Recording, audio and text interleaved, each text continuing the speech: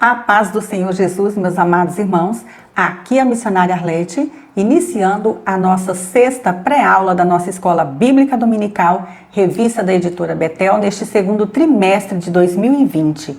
Estamos estudando o tema Salmos, uma referência para a vida de adoração e oração do cristão, comentada pelo pastor Adriel Gonçalves do Nascimento.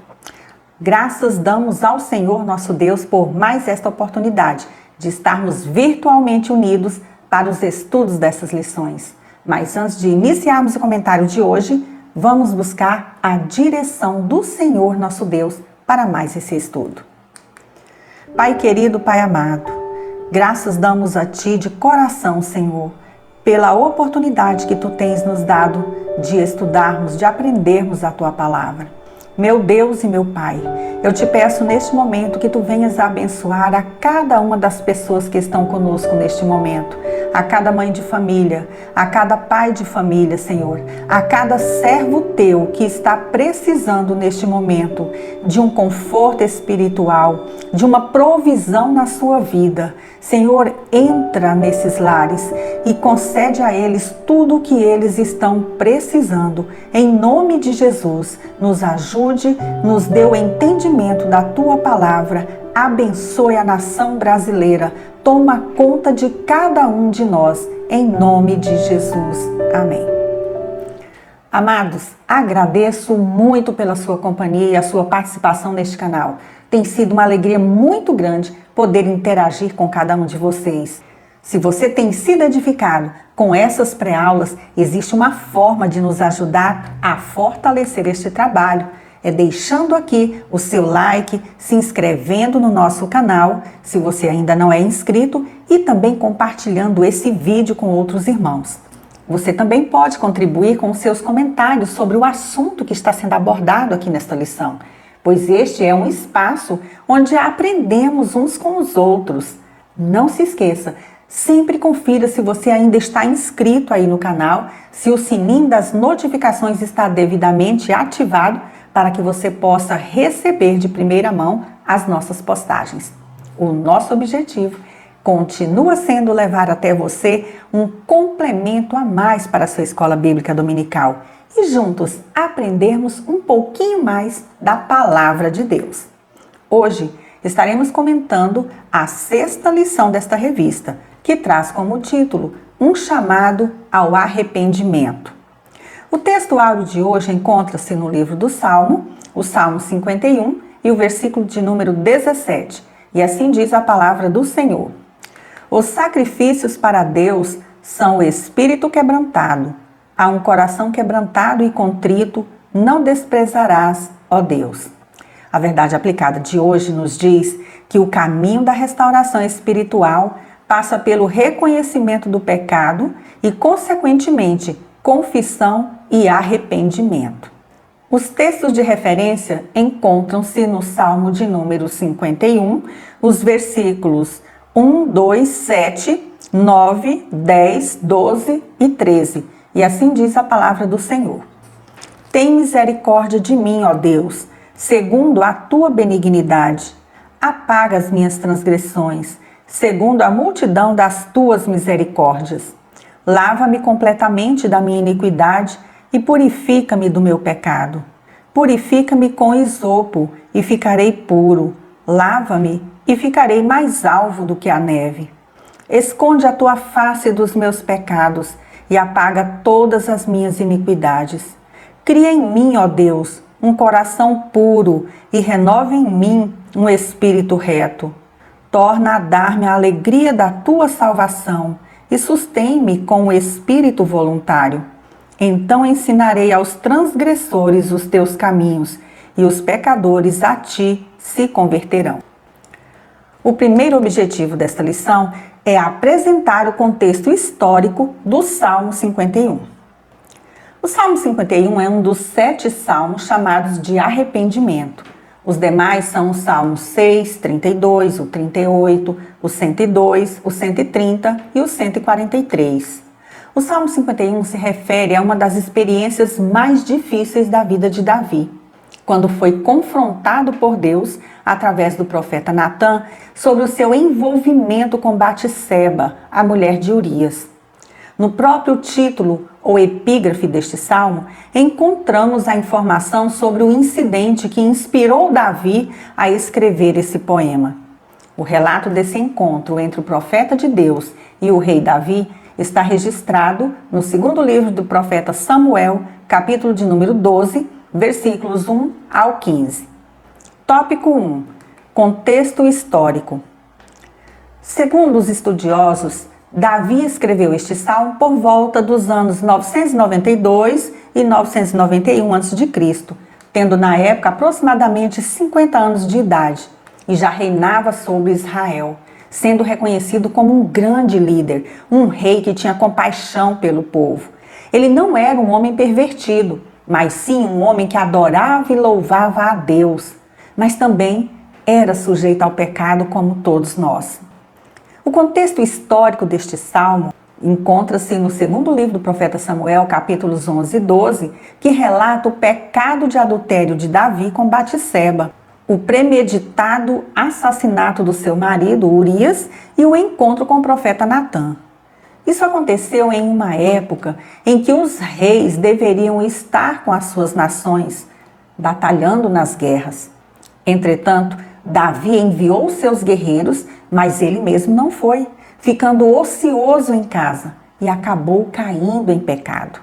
Por causa disso, Deus enviou até ele o profeta Natã, que lhe apresentou uma parábola que acabou lhe jogando no banco dos réus, trazendo à tona o pecado que ele queria esconder e fazendo com que sua consciência viesse a pesar e reconhecer que pecara contra o Senhor, Deus de Israel.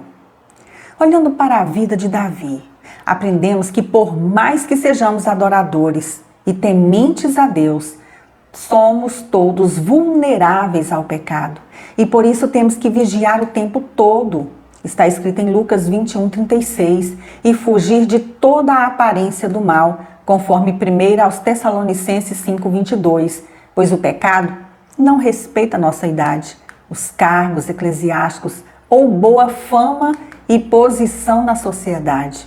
Ele não respeita a reputação de ninguém, simplesmente nos espreita e, se baixarmos a guarda, acaba nos vencendo. Subtópico 1.1. As transgressões de Davi. O relato bíblico do segundo livro de Samuel, capítulo 11, nos mostra a sequência dos atos pecaminosos ou transgressões cometidos pelo rei Davi. Ele enviou seus valentes para o combate, mas em vez de conduzir a batalha, como os reis costumavam fazer, delegou a responsabilidade a Joabe, conforme 1 Samuel 11:1. Enquanto isso, ele ficou ocioso no palácio, um lugar propício para a tentação, e ele acabou cedendo logo que ela surgiu. É bom lembrar aqui que a tentação em si não é pecado, mas ceder a ela sim. Os servos de Deus não devem nunca ficar ociosos. Não quer dizer aqui que nós não devemos descansar, mas sim de manter a nossa mente sempre ocupada com as coisas de Deus, com a sua obra e com a nossa família. Naquele ambiente tão propício para o pecado, Davi avistou de longe uma bela mulher tomando banho. E em vez de desviar o seu olhar, passou a alimentar fantasias. Se interessou por ela, perguntou a seu respeito, se deixou levar pela paixão e, mesmo sabendo que era casada, mandou trazê-la ao palácio e adulterou com ela. Como se não bastasse tantos erros, Davi acabou planejando a morte de Urias, o esposo de Batseba. Aquele homem de uma moral ilibada, temente a Deus e exemplo para todo Israel, caiu em pecado como qualquer outro ser humano, cedendo à concupiscência da carne. É fato mais que comprovado que pecado gera pecado, como diz a Bíblia.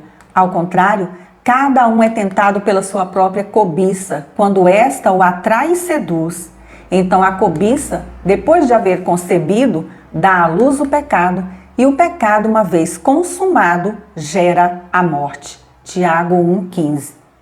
Esse episódio trouxe consequências terríveis para Davi, e nos ensina grandes lições, entre elas, que quanto mais dermos atenção às tentações, mais difícil será resistir a elas, o que quase sempre resultará em pecado, trazendo consequências sérias para as nossas vidas, de nossos familiares e também o fracasso espiritual.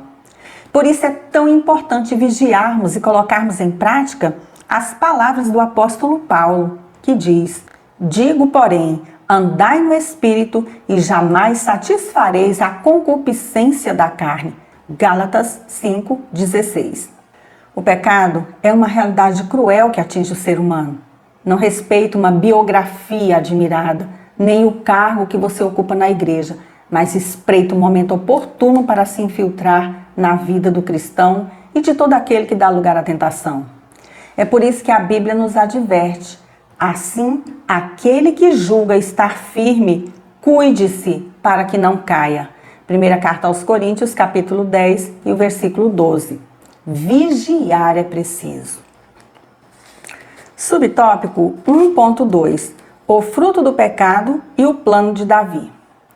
Uma vez consumado o pecado de adultério, Davi recebeu a notícia que não gostaria de ouvir.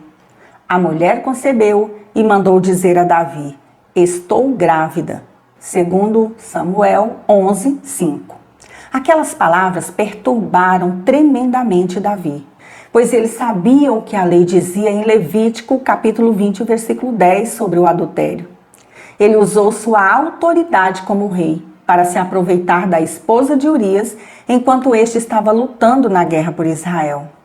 A situação de Batseba também era muito complicada, porque todos sabiam que o seu marido havia partido para a guerra. Davi então traçou um plano para se livrar das consequências do seu pecado. Mandou que Joabe lhe enviasse Urias e, depois de conversar com ele, mandou-o descansar em casa e dormir com a sua mulher, com a intenção de parecer que o filho que ela esperava era dele. Mas Urias, demonstrando toda a sua lealdade e dedicação, permaneceu fielmente à porta do palácio, recusando-se a desfrutar os confortos de casa enquanto seus companheiros estavam no campo de batalha. Nisto, ele mostrou ser mais reto do que o próprio rei Davi. O rei, então, tentou-lhe mudar o pensamento, convidando-o para comer no palácio e fazendo com que ele se embriagasse. Mas ainda assim Urias manteve o autocontrole e não foi para casa, fazendo com que o pecado do rei se tornasse ainda mais terrível e vergonhoso. Descendo cada vez mais o nível do pecado, Davi enviou pelo próprio Urias a sua sentença de morte, que deveria ser entregue ao comandante Joabe, conforme segundo o livro de Samuel, capítulo 11 e o versículo de número 15, para que o colocasse em um lugar estratégico, de forma que não sobrevivesse, e assim foi feito. Nesse ponto, Davi já se tornara um adúltero e assassino. Ele desceu a um baixo nível de pecado, chegou ao fundo do poço, tropeçando agora no 6º mandamento: não matarás, Êxodo 20:13, e trazendo sobre si as consequências do seu erro.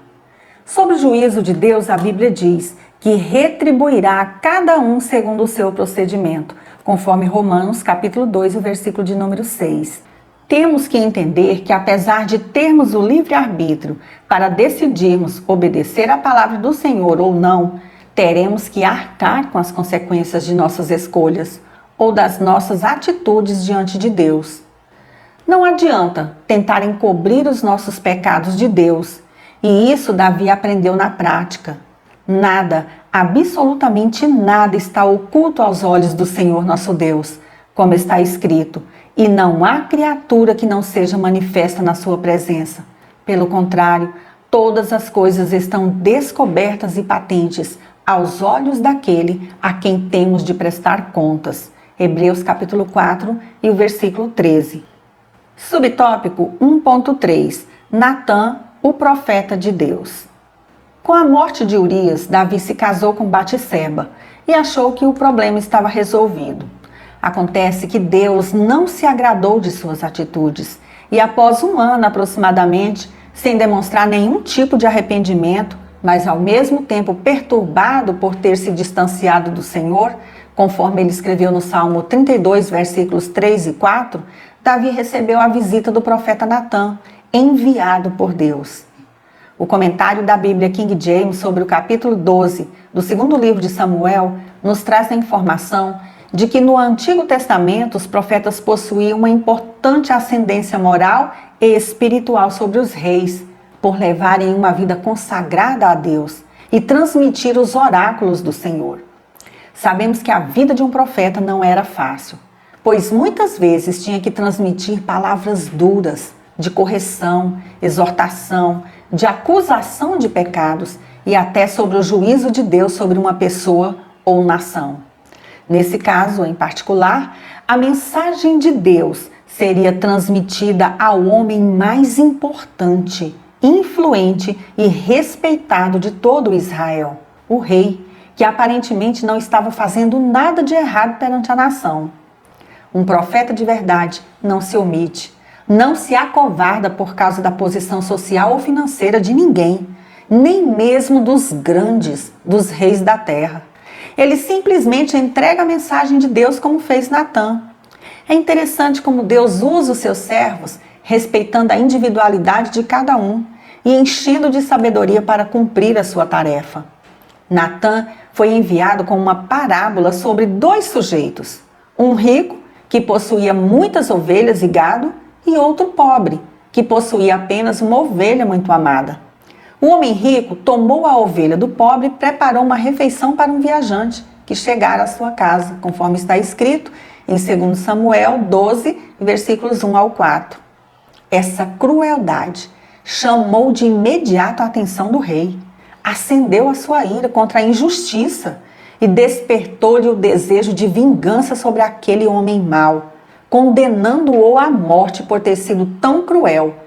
Mas naquele momento, ele foi confrontado sem rodeios pelo profeta. Então disse Natã a Davi: Tu és o homem. Está escrito em 2 Samuel capítulo 12, versículo 7, a parte A do versículo. Foi necessário coragem e comprometimento com Deus por parte de Natã para dizer toda aquela mensagem ao rei sobre como tinha sido abençoado em tudo por Deus e sobre as suas transgressões. Natã sabia o risco que corria de pagar com a sua própria vida ao falar com o rei, mas Deus lhe inspirou a falar de modo adequado, com as palavras certas para tocar o coração de Davi e fazê-lo enxergar a gravidade do seu pecado.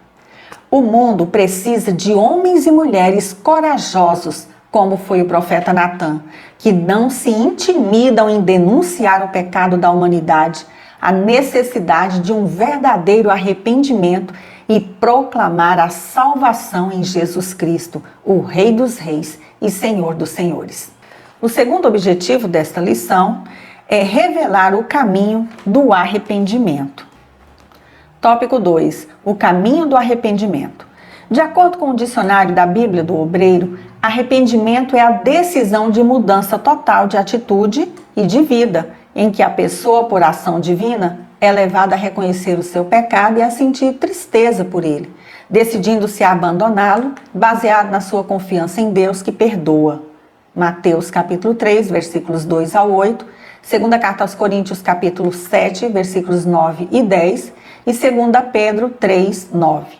O arrependimento é importante para a salvação, porque traz consigo as emoções e a vontade de se tomar uma decisão para mudar de vida, como aconteceu com Zaqueu, por exemplo. É diferente do remorso, que traz um terrível senso de culpa por mal ou crime praticado, mas sem provocar nenhuma mudança de vida, como aconteceu com Judas Iscariotes. Observe que enquanto Davi ouvia o profeta Natã lhe contar a parábola de um homem que tinha várias ovelhas, mas foi pegar a única ovelha do vizinho, ele não se deu conta que aquela palavra denunciava a sua própria transgressão. Foi preciso que o profeta usasse palavras diretas para confrontá-lo e fazê-lo entender quão grande era a sua transgressão perante Deus. Veja a pergunta interessante que o profeta fez a Davi. Por que, pois, desprezaste a palavra do Senhor, fazendo o que era mal perante ele? segundo Samuel 12:9, a parte A do versículo. As palavras do profeta fizeram Davi cair em si, reconhecendo seus erros e pedindo perdão a Deus. O desprezo pela palavra de Deus tem levado muitos ao afastamento do Senhor, ao pecado.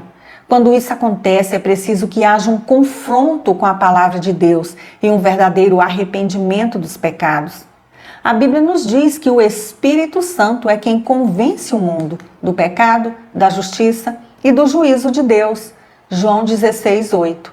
É também o Espírito Santo quem nos dá o entendimento da palavra de Deus e nos alerta a praticarmos diariamente esta palavra para não cairmos em tentação. A palavra de Deus é enfática quando diz que todos devem chegar ao arrependimento dos seus pecados. Ora, não levou Deus em conta os tempos da ignorância. Agora, porém, notifica aos homens que todos, em toda parte, se arrependam. Atos capítulo 17, versículo de número 30. O verdadeiro arrependimento se caracteriza em 3 fases: o reconhecimento do pecado, a tristeza pelo pecado e o abandono do pecado.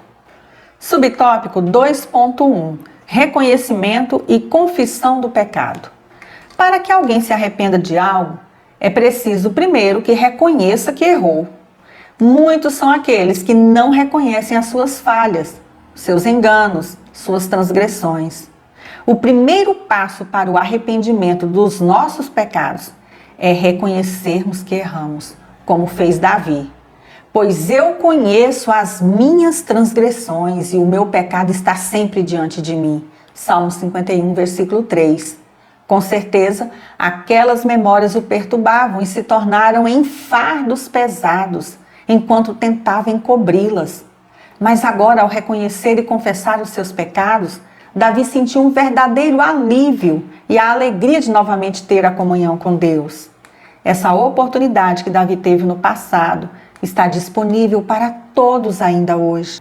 Se você está cansado de carregar os fardos pesados e vergonhosos dos seus erros, ou quem sabe, levou uma vida inteira fora dos propósitos de Deus, não se desespere.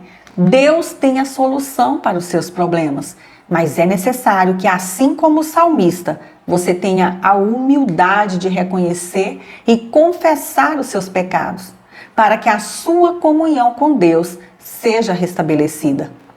A Bíblia nos diz que o que encobre as suas transgressões jamais prosperará, mas o que as confessa e deixa alcançará misericórdia. Provérbios 28:13.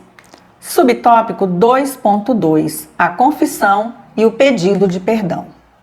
Ao confessar o seu pecado, no Salmo 51, versículo 4, Davi afirma que pecou contra Deus somente. Na verdade, ele pecou contra si mesmo, contra Batseba, contra Urias e contra toda a nação de Israel que o tinha como exemplo de rei. Acontece que o seu pecado contra Deus foi tão terrível que sobressaiu aos demais, e ao confessá-lo, ele sentiu uma profunda tristeza e arrependimento que o levou a um clamor por perdão. Ele pediu a Deus que tivesse misericórdia e apagasse os seus pecados. Isso é, que o perdoasse. Segundo o comentário Beacon, volume 3, Davi sentiu uma culpa profunda por sua conivência, mentira, adultério e finalmente assassinato. Por trás dessas transgressões ele consegue enxergar a raiz e causa e ora para que o Senhor o lave completamente da sua iniquidade e o purifique do seu pecado. Davi não procurou encobrir ou desculpar a profundidade da sua necessidade. Foi por se conscientizar da gravidade do seu erro diante de um Deus santo e sentir a necessidade do seu perdão que o salmista clamou ao Senhor: apaga, lava-me e purifica-me. Essa deve ser também a nossa oração. Estamos sujeitos ao pecado o tempo todo. A Bíblia diz que, se dissermos que não temos pecado nenhum, a nós mesmos nos enganamos. E a verdade não está em nós. 1 João 1:8. A boa notícia é que o perdão divino está à disposição de todos aqueles que, arrependidos, confessam a Deus os seus pecados e aceitam a purificação dada pelo Senhor mediante o sangue de Jesus Cristo. Como está escrito, se confessarmos os nossos pecados, Ele é fiel e justo para nos perdoar os pecados e nos purificar de toda injustiça. 1 João 1:9. Aprendemos com Davi que não adianta tentar encobrir os nossos erros, e só há uma maneira de lidar com eles: encará-los e ser perdoado. Subtópico 2.3. O perdão não aniquila as consequências. O rei Davi demorou a confessar as suas transgressões, resistindo à voz do Espírito Santo na sua consciência, até que Deus lhe mandou uma mensagem direta através do profeta Natã. Naquela ocasião, ao ouvir a história de um rico que tomou a única cordeirinha de um pobre, Davi, sem perceber que se condenava por suas próprias palavras, declarou que aquele homem era digno de morte e teria que devolver 4 vezes mais o que tinha roubado do pobre. Davi se arrependeu dos atos horríveis que praticou. Deus lhe perdoou e restaurou a alegria da sua salvação, mostrando sua graça, não permitindo que ele morresse. Pela lei, Davi merecia punição com a morte por causa do adultério e do assassinato que cometeu, conforme Levítico capítulo 20, versículo 10, números 35, 31 ao 33.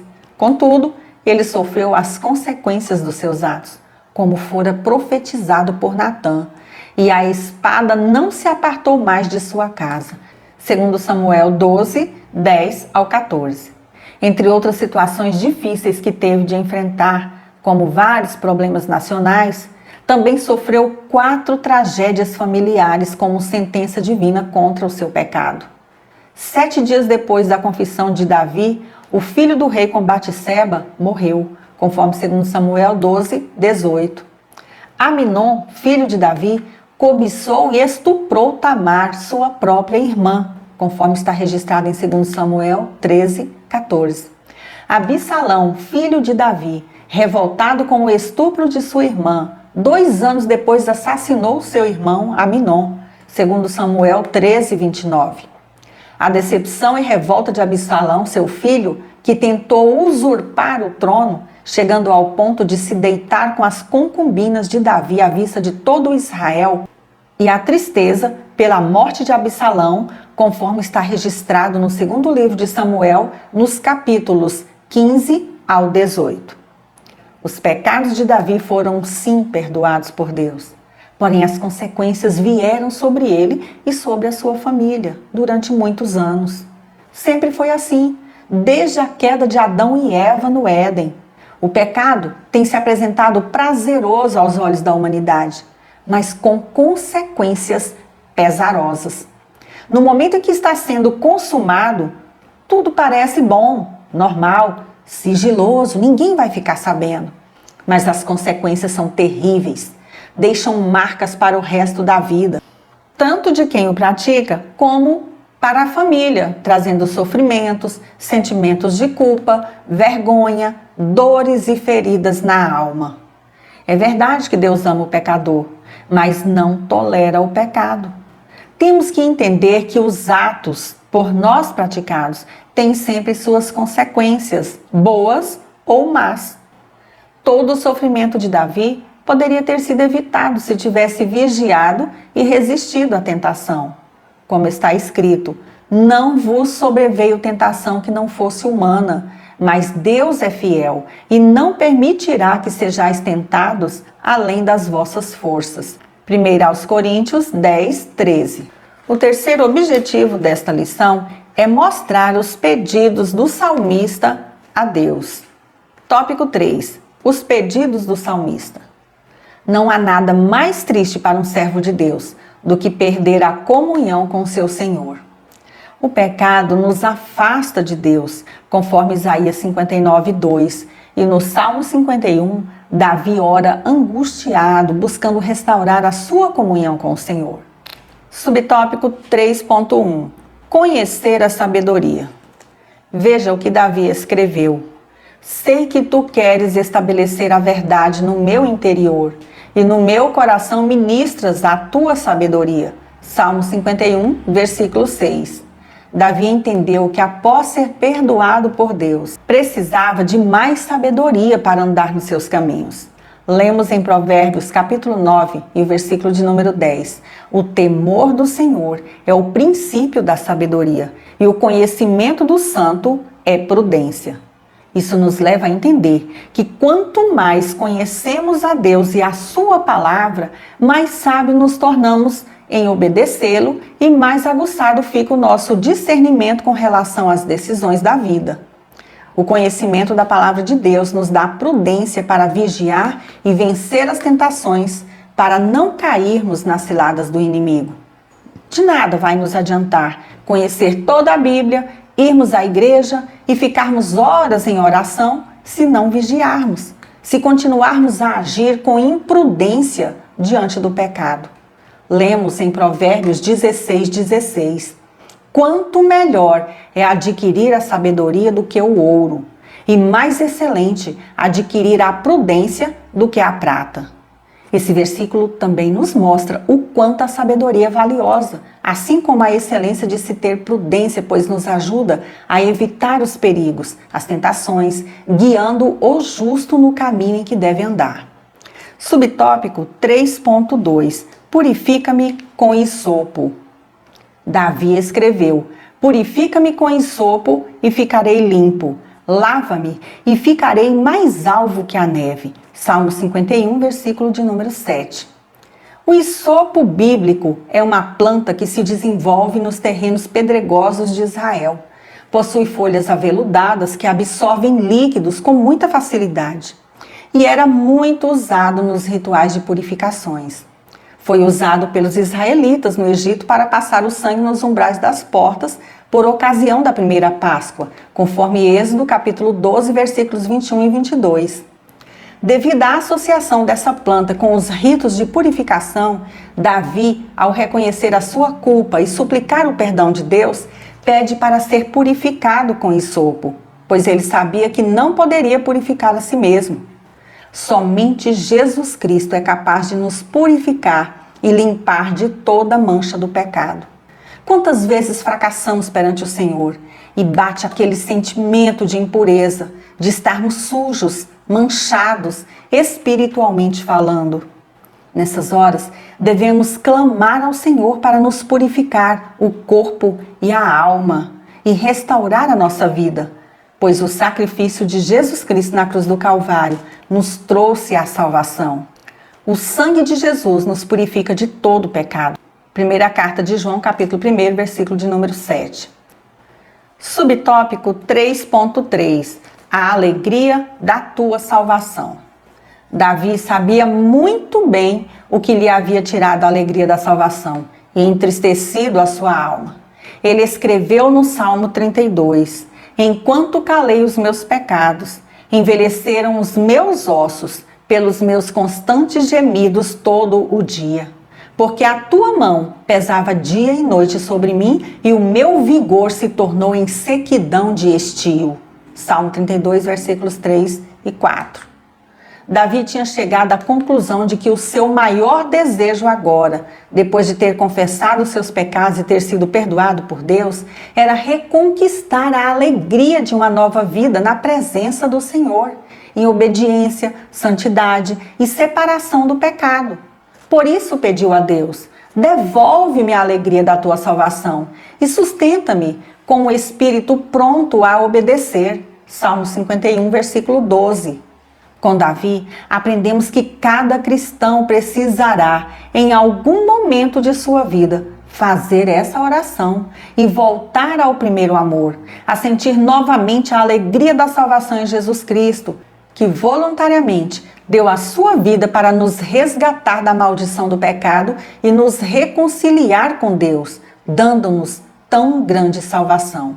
Com essa alegria, encontramos a força necessária para enfrentarmos as situações adversas, as dificuldades, as perdas, para manter a calma nos momentos de tribulações, para esperar com paciência no Senhor e vencer as lutas diárias. A alegria da salvação não nos isenta dos momentos difíceis e até tristes da vida, mas nos dá a certeza da presença de um Deus que nos ama, nos assiste, se importa conosco, nos livra e tem o controle de tudo o que nos acontece. Por isso o apóstolo Paulo nos disse: alegrai-vos sempre no Senhor. Outra vez digo, alegrai-vos. Filipenses capítulo 4 e o versículo de número 4. Para concluir, o Salmo 51 é um importante auxílio na conscientização da realidade da nossa natureza pecaminosa, da relevância do arrependimento e da busca por restauração. O Senhor Deus é poderoso para perdoar e restaurar o arrependido. E finalizando este comentário de hoje, eu quero aqui convidar a você, meu irmão ou irmã em Cristo, a visitar o blog revistaebd.com para que você possa baixar ali os slides referentes a esta lição, ouvir os 3 hinos da harpa que são sugeridos aqui pela revista e acessar os demais comentários. O nosso blog hinosdaharpa.org, ainda em construção, também aguarda a sua visita, disponibilizando ali todos os hinos da nossa harpa cristã com cifras, partituras e biografias dos seus autores. Agradeço mais uma vez pela sua companhia. Se você gostou desta pré-aula, inscreva-se aqui no nosso canal, deixe aqui o seu like, o seu comentário para contribuir com a divulgação deste trabalho e compartilhe esse vídeo com outras pessoas, com outros irmãos em Cristo. Que Deus, em Cristo Jesus, continue te abençoando grandemente. Fique na graça e na paz do nosso Senhor e Salvador Jesus Cristo. E até a nossa próxima pré-aula, se Deus assim nos permitir.